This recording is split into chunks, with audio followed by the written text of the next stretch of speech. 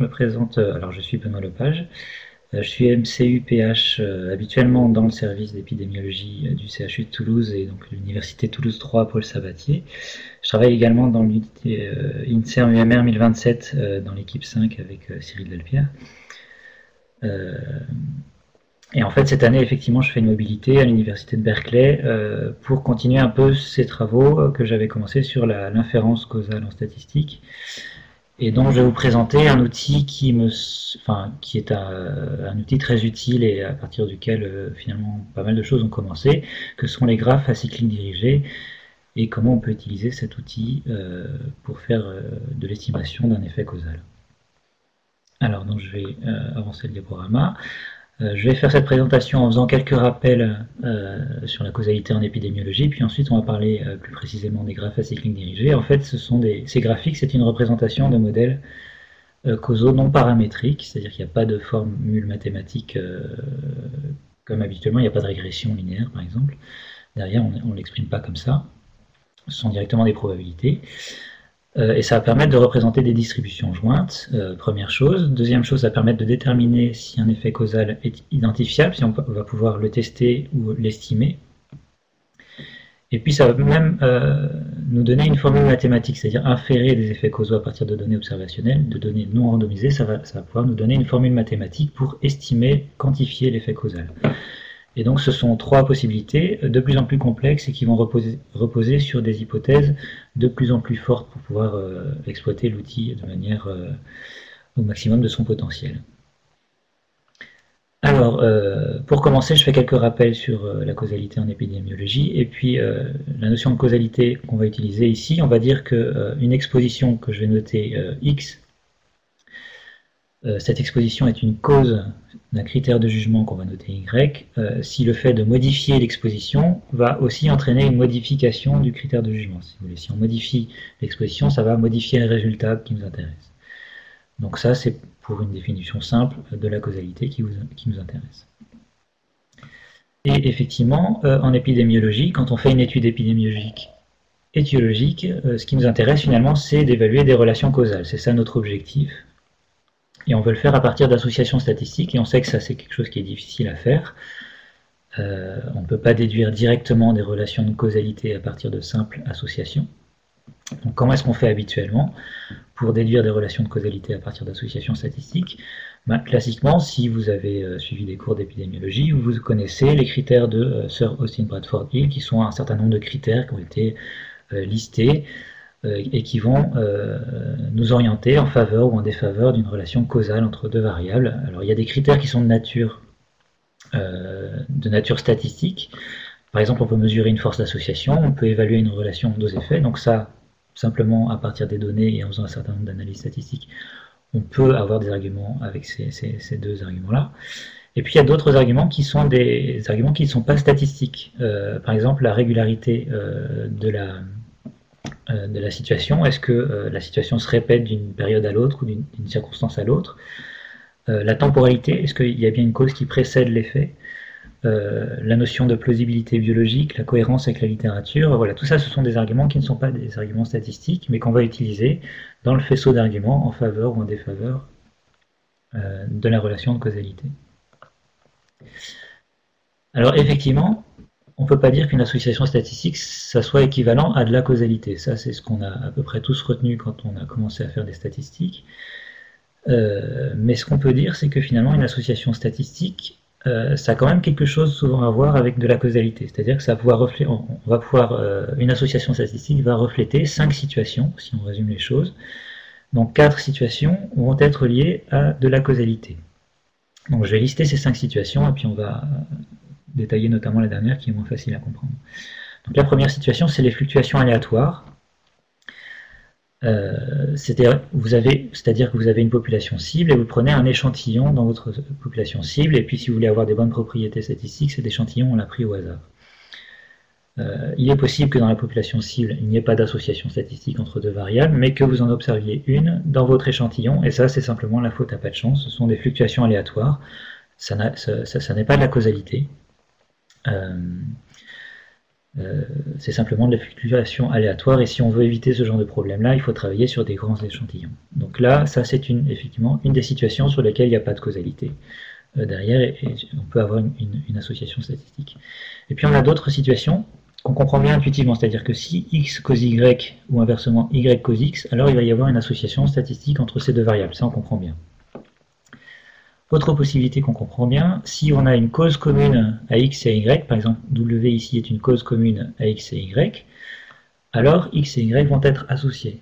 Donc on voit bien que là, il y a quelque chose, il y a une association statistique qui a quelque chose à voir avec de la causalité, même si elle n'est pas directe comme dans les deux exemples précédents. Et puis il y a un troisième exemple qui est un peu moins intuitif, donc je vais vous donner un exemple que j'avais entendu lors d'une conférence faite par une auteure qui s'appelle Maria Glimour et qui est un peu amusant. Donc ici, on va imaginer que vous voulez organiser une fête au Festival de Cannes, une fête très sélective, dans laquelle vous invitez soit des gens très très riches, X c'est être très riche, et soit des gens très très beaux, Y c'est être très beau. Et si on est soit très riche, soit très beau, on est invité à la fête Z. Donc a priori, on peut penser que le fait d'être très riche ou très beau, ce sont deux variables indépendantes. Il n'y a pas de raison que ça soit associé de manière générale, il n'y a pas d'association entre la beauté et la richesse, si vous voulez. Par contre, si on va dans la fête, imaginons que dans les strates de X, voilà, là je représente le fait d'aller dans la fête, je vais dans la strate Z égale 1, et dans la strate Z égale 1, vous tombez sur un petit monsieur très laid. Donc si vous voyez un petit monsieur très laid, vous pouvez penser qu'il est très riche. Donc dans la strate Z égale 1, tout d'un coup on voit qu'il y a une association statistique négative qui apparaît entre la richesse et la beauté. Donc ça c'est quelque chose qui intuitivement est moins évident, mais quand on ajuste sur un effet commun de X et Y, on a une association non causale qui va apparaître, voilà, une association non causale que j'ai représentée par un trait en pointillé ici, qu'on va voir apparaître une fois qu'on a stratifié sur Z, c'est-à-dire que j'ai entouré Z de cette manière.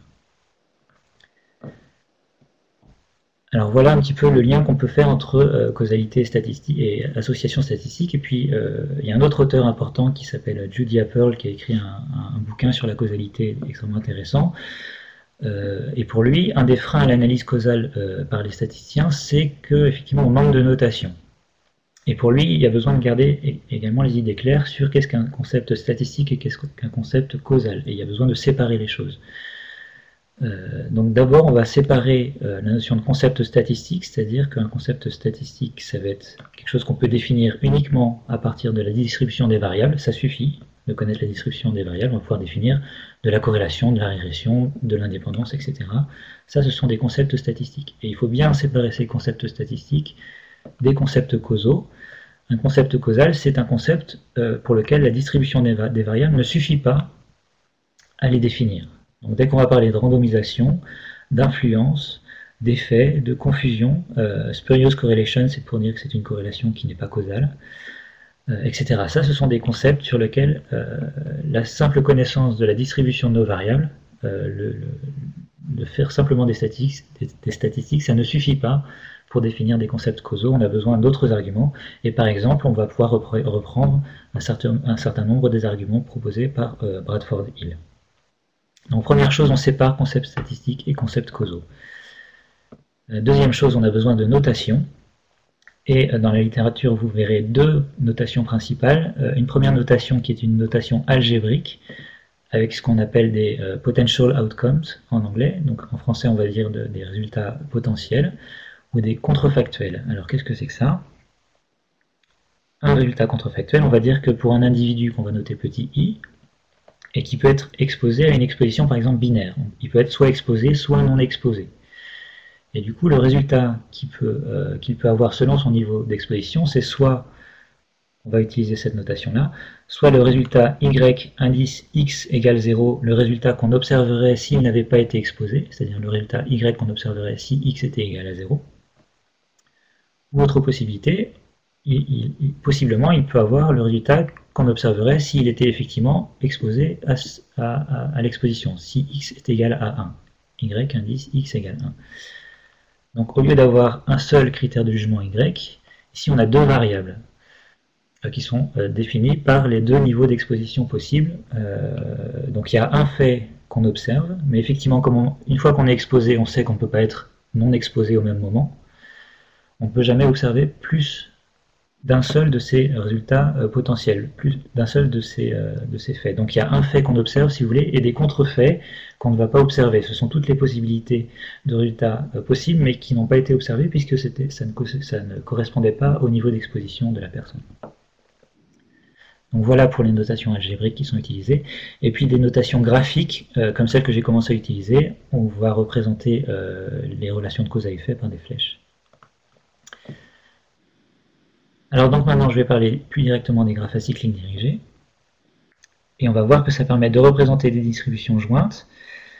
Ça permet de déduire des associations statistiques qu'implique un ensemble d'hypothèses causales. Et essayer de déduire si l'effet causal qui nous intéresse est identifiable ou non. Et puis ça permet de donner une formule mathématique pour quantifier l'effet causal. Alors avant d'aller plus loin, je vais vous présenter un certain nombre de vocabulaire et puis de définitions. Alors ça c'est un peu la difficulté de cet outil-là, c'est qu'il y a pas mal de choses à apprendre avant d'être vraiment à l'aise en termes de vocabulaire et de définition et de règles d'utilisation des graphiques. Donc une relation causale, comme je le disais, c'est représentée par une flèche, et on reviendra par la suite, mais un effet causal, on va parler d'effets stables et autonomes. Ce sont deux adjectifs qui ne reviennent pas tellement fréquemment dans la littérature, mais qui sont vraiment très importants, c'est-à-dire que toute la cohérence de cet outil repose sur ces deux adjectifs, donc on y reviendra à la fin. Alors attention, sur un graphe sur lequel je ne fais pas de flèche, par exemple ici je n'ai pas fait de flèche qui va de A vers B, ni de B vers A. Si je ne fais pas de flèche, c'est une hypothèse que j'exprime de manière très explicite. Et c'est même une hypothèse plus forte que le fait de tracer une flèche, c'est-à-dire que si temporellement A précède B, il vaut mieux dessiner une flèche de A vers B que de ne pas en dessiner si on n'est pas sûr que la flèche n'existe pas vraiment. Parce que si effectivement on n'était pas trop sûr de nous, au pire on aura besoin d'estimer cette flèche là et elle sera égale à 0, donc c'est pas très grave. Mais donc attention, ne pas dessiner une flèche, c'est une hypothèse forte qu'on exprime explicitement, il faut bien avoir compris ça. Alors en termes de vocabulaire, il y a quelque chose d'assez simple à comprendre, c'est que souvent on va décrire les variables avec des relations de parenté, c'est-à-dire que les variables A, C et B par exemple, on va dire que ce sont les ancêtres de E et D, avec des relations de parenté. Et puis E et D, ce sont les descendants de ces trois variables-là, donc ça on comprend bien. Et puis quand on a des relations directes, on va dire que A, c'est le parent de E. Donc là, il y a une flèche directe de A sur E, et que E, c'est l'enfant de C, par exemple. Donc voilà pour une dénomination des variables avec des relations de parenté. Un autre élément important, pour qu'un graphique soit bien interprétable, parfois vous allez avoir des doubles flèches, comme celle qui est représentée ici, avec la flèche en pointillé. On a une double flèche en pointillé, si vous voulez, qui pointe vers à la fois A et D, et une variable U entre les deux. Donc par convention, quand vous voyez ce genre de représentation, U c'est pour unknown, c'est-à-dire que c'est une variable qu'on ne connaît pas, qu'on n'a pas mesurée. Et cette variable a une influence commune sur A et sur D. Donc si vous pensez qu'il existe une variable qui a une influence commune sur deux autres variables sur le graphique, il faut absolument représenter cette influence commune. Si vous oubliez de la représenter, le graphique ne sera pas correctement interprétable et ne pourra pas être utilisé correctement. Et ça c'est vrai même si cette cause commune n'a pas été mesurée.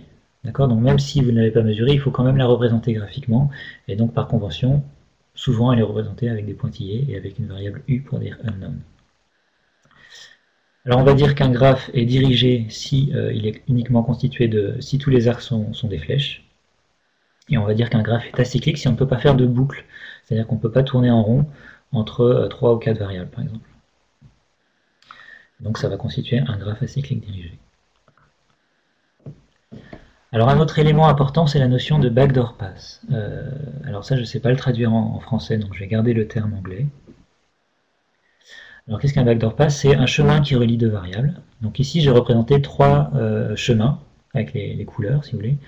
Un chemin E, A, C, B, D en bleu, un chemin E, C, B, D en rouge et un chemin E, C, D en vert. Donc trois chemins, et ces trois chemins commencent avec une flèche qui pointe vers la première variable. Donc dès que vous avez une flèche qui pointe vers la première variable, on va parler de backdoor pass. On commence par un chemin, on commence en marche arrière, si vous voulez. Et sur ces backdoor pass, parfois vous pouvez avoir ce qu'on appelle des collisions, en anglais collider.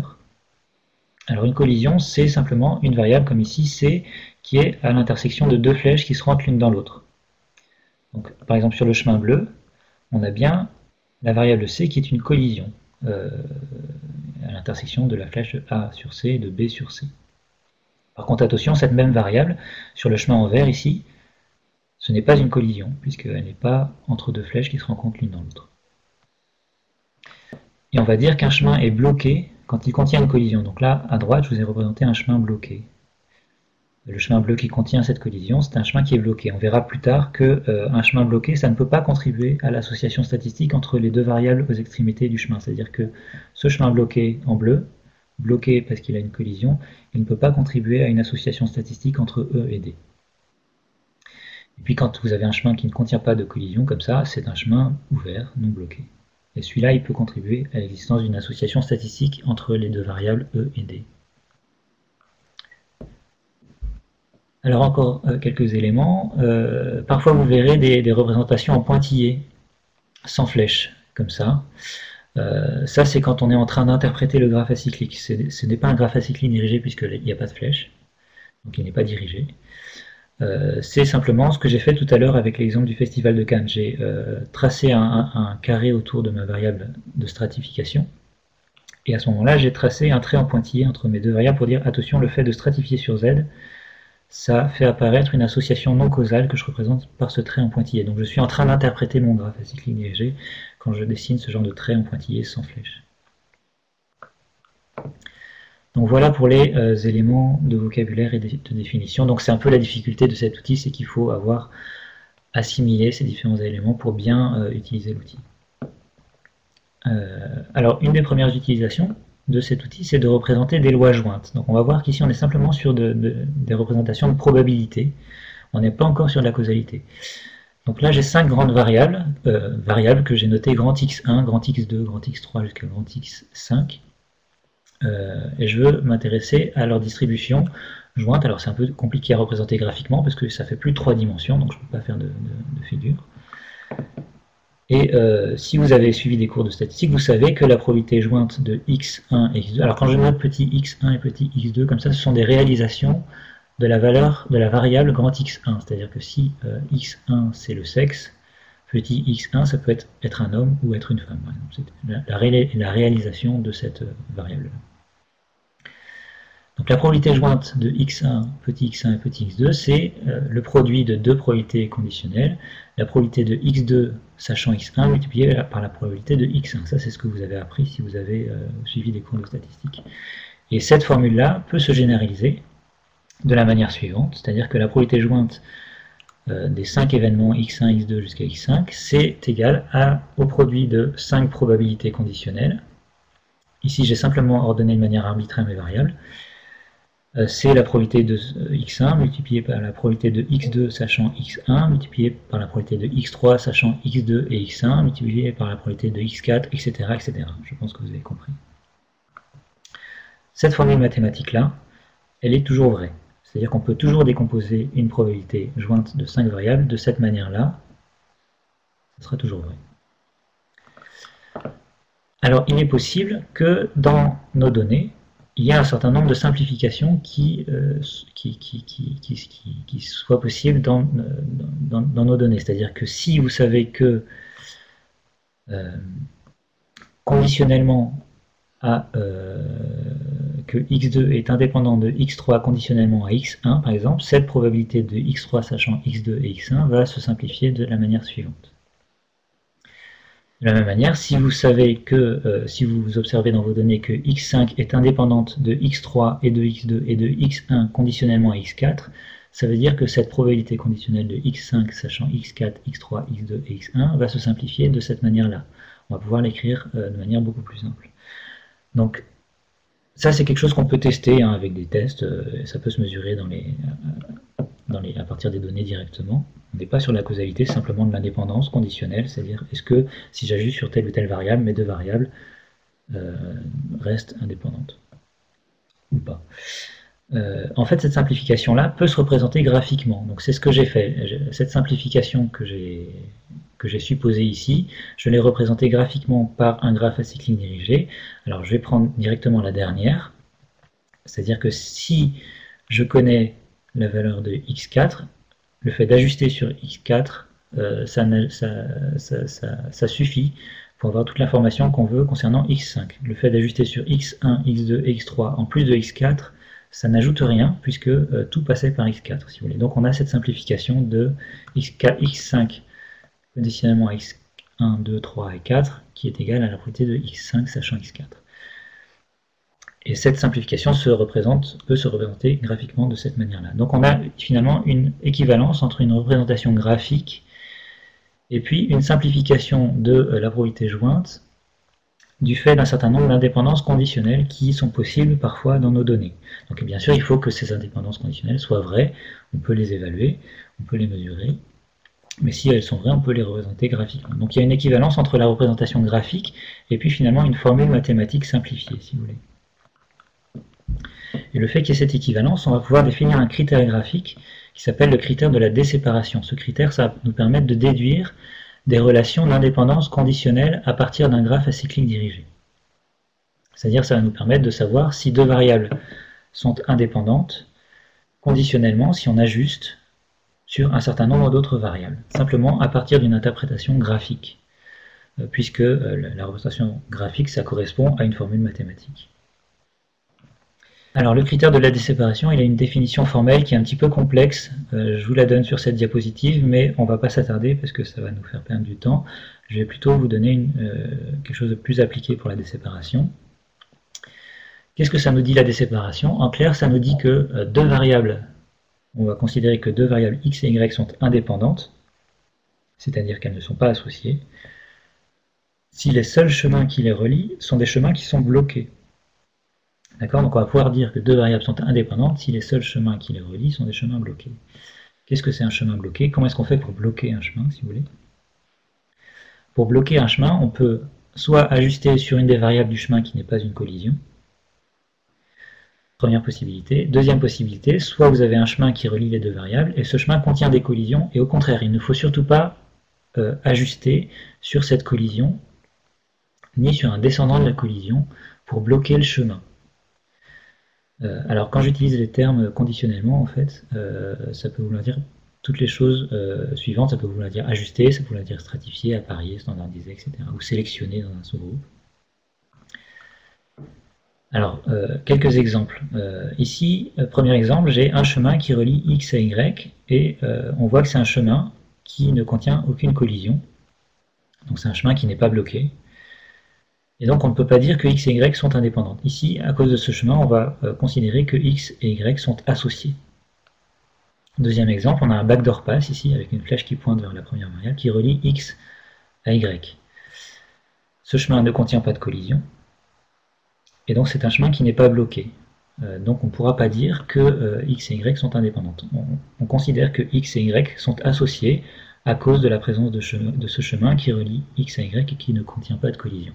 Par contre, si on ajuste sur a ou sur b, c'est-à-dire deux variables qui ne sont pas des collisions, si on ajuste sur l'une ou sur l'autre ou sur les deux, on va bloquer les deux chemins et du coup, x et y vont devenir indépendantes, c'est-à-dire que l'association va disparaître si on ajuste sur a ou sur b, et ici l'association entre x et y va disparaître si on ajuste sur a ou sur b. Troisième exemple. Ici, on a un chemin qui relie x à y, mais qui contient une collision. Et si, donc effectivement, ça veut dire qu'on peut considérer que x et y ne sont pas associées, elles sont indépendantes, puisque le seul chemin qui le relie, c'est un chemin qui contient une collision, c'est un chemin bloqué par la collision. Par contre, si on ajuste sur la collision, ou si on ajuste sur un descendant de la collision, d, alors on va ajouter avec un trait en pointillé une association non causale qui relie les parents de la collision. Et du coup on a un chemin non bloqué qui apparaît entre x et y. Et alors qu'au départ x et y n'étaient pas associés parce qu'il y avait une collision sur le seul chemin qui les reliait, là le fait d'ajuster sur la collision ou sur un descendant de la collision, pardon, ça fait apparaître un chemin non bloqué qui relie les deux variables et du coup x devient associé à y.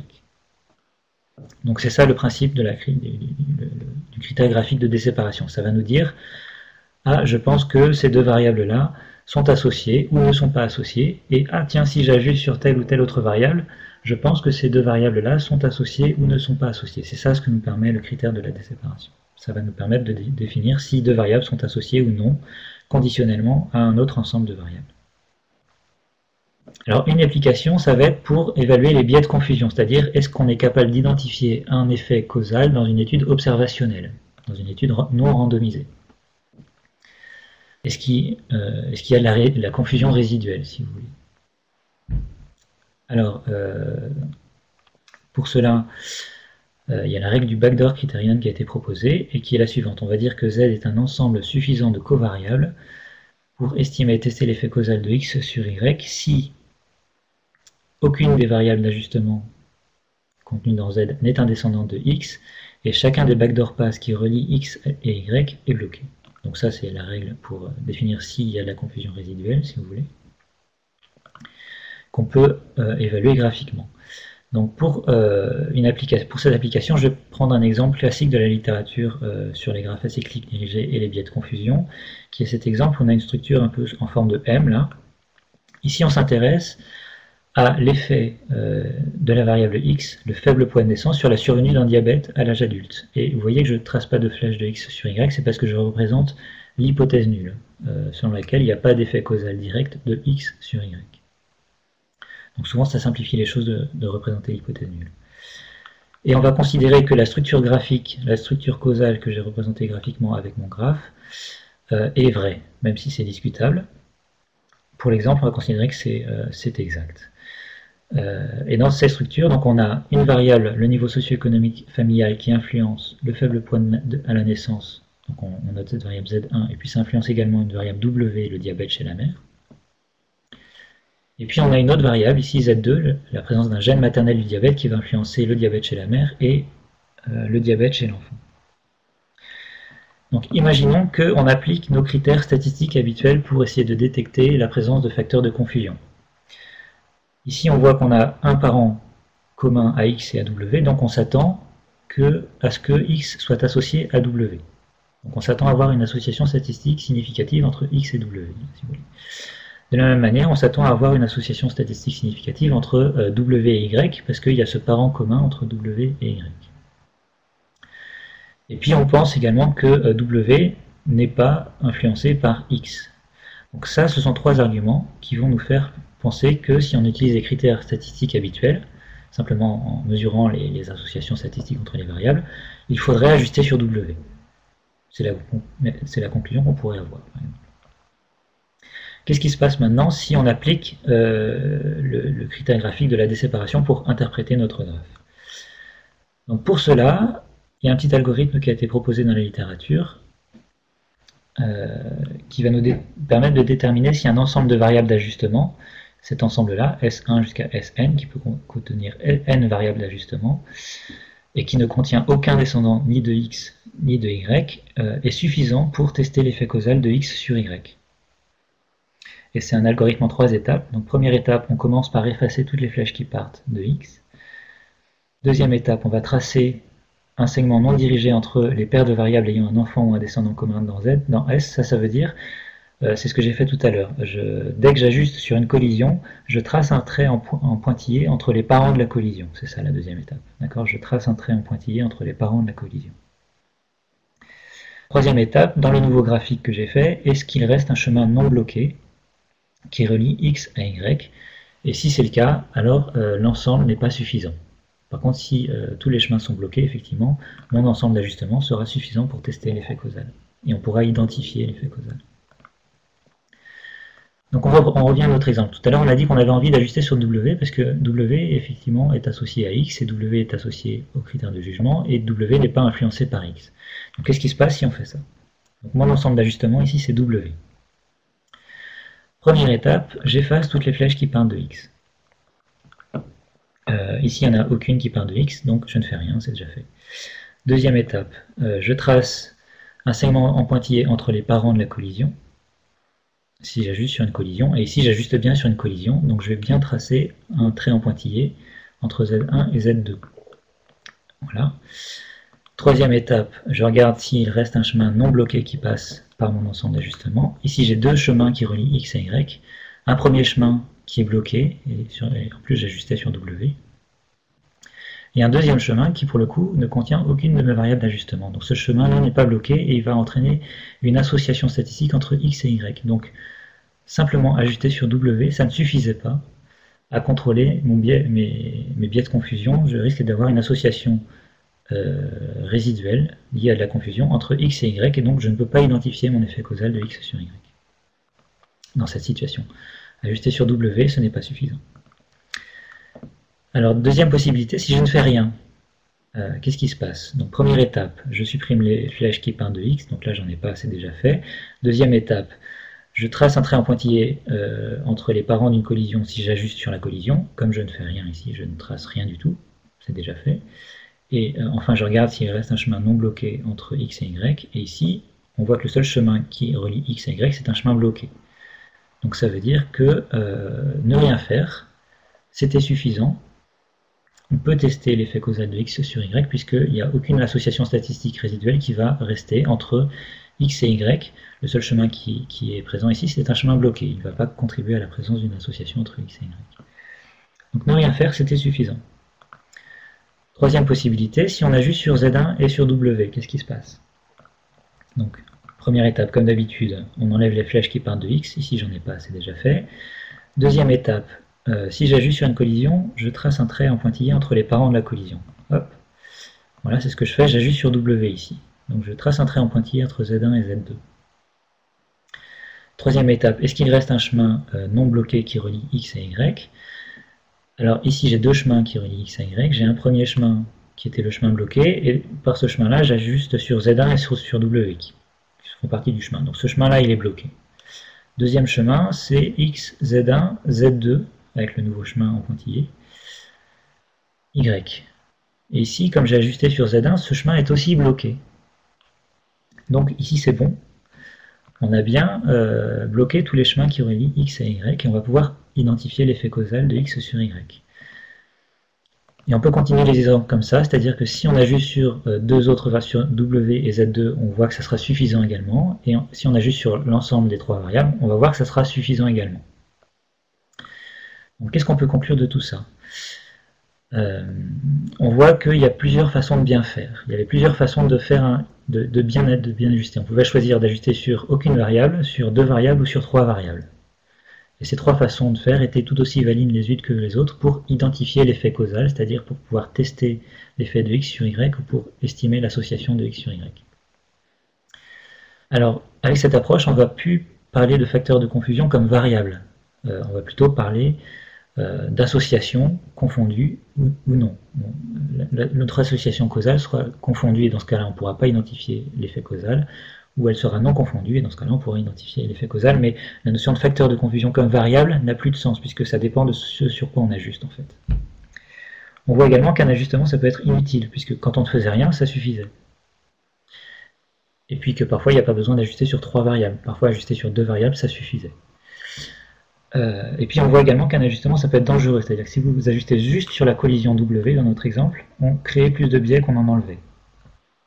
Donc il faut faire très attention avec les ajustements qui sont sur des collisions comme ça.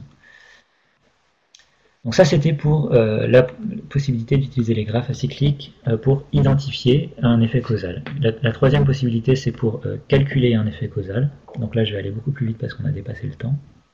Et puis parce que ça nous demanderait beaucoup de temps de le faire de manière détaillée. Donc pour ça, on est obligé de passer d'un modèle probabiliste à un modèle vraiment causal. Donc je reprends la structure avec mes 5 variables de tout à l'heure dans laquelle on avait le produit de probabilité conditionnelle avec des simplifications et qui était représenté graphiquement par ça. Je reprends cet exemple, ça vient du bouquin de Judy Apple et on a mis des noms de variables sur les grands X. Donc X1 c'est la saison, ça influence l'arrosage automatique qu'on peut allumer ou qu'on peut fermer, ça influence la présence de pluie. L'arrosage et la pluie, ça peut rendre la chaussée mouillée, et du coup on risque de glisser. Donc voilà la structure causale qui intéressait Judy Apple. Et donc dans ce modèle causal, on va considérer qu'une flèche, ça correspond vraiment à une relation stable et une relation autonome. Alors qu'est-ce que ça veut dire? Une relation stable, c'est une relation fonctionnelle qui est constante, c'est-à-dire que la relation mathématique qui relie, par exemple, grand X1 à grand X2, c'est une relation mathématique qui est constante dans le temps et qui est constante selon les circonstances. Et puis c'est une relation également autonome, c'est-à-dire que si je modifie localement une partie du graphique, cette partie-là ou cette partie-là, ça ne modifie pas l'ensemble de la structure causale. Le reste de la structure causale reste inchangé. Et à partir de ces modèles causaux, on peut modéliser une intervention qu'on n'a pas directement observée. C'est-à-dire que probablement, dans nos données, on avait observé parfois des arrosages qui étaient allumés, parfois des arrosages qui étaient éteints, parfois il pleuvait pas, etc. On avait un peu tout mélangé. Et on veut estimer quelque chose qu'on n'a pas observé, c'est-à-dire qu'est-ce qui se passerait si on faisait une intervention fictive dans laquelle l'arrosage est systématiquement allumé. L'arrosage est tout le temps allumé. Donc là, c'est une intervention qu'on n'a pas observée, c'est une situation qu'on n'a pas observée, mais on peut quand même estimer, à partir de ce modèle non paramétrique, qu'est-ce qui se passerait en termes de probabilité. Alors, là, l'intervention factice peut se représenter graphiquement simplement, comme on a décidé que on allumait l'arrosage de manière systématique, on a fixé la valeur de cette variable, arrosage automatique, à oui, dans tous les cas. Ça veut dire que la saison n'a plus d'influence sur x3. Donc on va supprimer la flèche qui va de x1 vers x3. Donc ça, c'est une façon de représenter une intervention factice. On supprime les variables qui pointent vers les variables sur lesquelles on intervient, si vous voulez. Et donc le fait de supprimer cette flèche-là, ça va avoir une conséquence sur la formulation mathématique correspondante, c'est-à-dire que ça c'était la formulation initiale dans d'autres bases de données observées. Et sous cette intervention, alors par convention souvent ça va se noter comme ça, d'où x égale oui, ça veut dire j'interviens de manière factice pour fixer la valeur x3 à oui dans tous les cas. Si je fais cette intervention-là, le terme de la probabilité de x3 sachant x1, il va être égal à oui dans 100% des cas en fait. Donc ce terme-là, il est égal à 1 et il se simplifie, il disparaît de la formule mathématique si vous voulez. Et puis quand x3 apparaissait dans les autres termes, sa valeur est égale à oui puisque c'est la valeur qu'on a fixée. Et donc on a une modification de la formule mathématique initiale qui est tronquée si vous voulez. On a supprimé la probabilité de x3 sachant x1. Et à partir de cette formule tronquée, on calcule ce qu'on appelle la G-computation ou G-formula ou truncated factorization. Donc c'est une formule mathématique qui va nous permettre, par exemple, on va calculer ce produit de probabilité conditionnelle pour toutes les combinaisons possibles de x1, x2 et x4. Et ça, ce sont des probabilités qu'on observe directement et qu'on peut calculer directement à partir de ce qu'on observe. Et ça nous permet de calculer quelque chose qu'on n'a pas observé, c'est-à-dire ici, la probabilité que la chaussée soit glissante si l'arrosage est systématiquement allumé. Ça, c'est quelque chose qu'on n'a pas pu observer directement dans nos données, mais qu'on peut estimer à partir de nos données observées. Et on peut le comparer avec la probabilité que la chaussée soit glissante si l'arrosage est systématiquement fermé, en fixant la valeur x3 à 0 de manière fictive, de la même manière que ce qu'on a fait précédemment. Et ça nous donne effectivement un effet causal de l'arrosage sur la probabilité que la chaussée soit glissante. Donc ça nous donne une formule mathématique qui permet de quantifier l'effet causal, si vous voulez. Alors ça marche très bien quand on a un modèle complètement saturé, c'est-à-dire si toutes les combinaisons de croisement entre x1, x2 et jusqu'à x5 sont bien observées et qu'il y a bien des données présentes dans d'autres bases de données. Donc voilà pour la troisième partie. Je vais conclure cette présentation. Donc en rappelant ce qu'on a vu, c'est-à-dire que les graphes acycliques, ça nous permet, première chose, simplement d'exposer de manière explicite les hypothèses de causalité sous-jacentes. Donc ne serait-ce que pour ça, c'est très utile, parce que c'est un outil en plus qui est rigoureux et qui a une interprétation rigoureuse avec une correspondance mathématique derrière. C'est très utile pour représenter beaucoup de biais. Ça permet également de représenter des lois de probabilité jointes, et c'est ce qui nous permettait de définir la règle de la déséparation et de savoir si un effet causal peut être identifié ou non, c'est-à-dire si on va pouvoir le tester et si on va pouvoir l'estimer. Avec notamment, est-ce qu'on a des biais de confusion résiduels, est-ce qu'on a des problèmes de sélection, etc. Et puis troisièmement, ça va nous donner effectivement une formule mathématique pour quantifier l'effet causal. Sous l'hypothèse de relation stable et autonome, on peut faire des estimations des effets causaux complexes à partir de données observationnelles non randomisées. Et ça, c'était à l'origine d'un certain nombre de méthodes qui ont été développées, on va dire, ces 15 dernières années au moins, autour de tout ce qui est les scores de proportion, l'analyse de la médiation, l'analyse d'une exposition qui varie au cours du temps, l'utilisation de variables instrumentales, voilà, des analyses un petit peu complexes, mais grâce à la rigueur de cet outil-là, ça nous a permis d'avoir des outils pour faire ces analyses assez complexes. Je vous ai mis un certain nombre de références. Alors le livre de Judy Apple qui est très bien, mais assez difficile à lire, et qui est résumé dans cet article-là. Donc si vous voulez aller plus vite, allez plutôt voir l'article. Puis ici deux articles, alors ça c'est dans un livre, mais qui sont assez faciles à lire. Donc si vous voulez une introduction facile à lire, allez plutôt voir cela. Si vous êtes intéressé par les méthodes d'estimation, c'est-à-dire la troisième partie que je vous ai faite, très rapidement et trop rapidement, il y a Mark van der Laan qui est donc la personne chez qui je fais ma mobilité à l'université de Berkeley, qui a écrit un livre très intéressant là-dessus. Et puis beaucoup d'articles assez faciles à lire aussi sur tous les biais qu'on peut représenter en épidémiologie grâce à cet outil de graph acyclique dirigé, et c'est très pédagogique et c'est très facile pour bien comprendre qu'est-ce qu'un biais de sélection, qu'est-ce qu'un biais de mesure, qu'est-ce qu'un biais de confusion, comme on a vu précédemment, et qu'est-ce qu'un biais dans l'évolution avant-après, qu'est-ce qu'il peut avoir comme problème avec les données manquantes, etc. Donc voilà, je vous remercie.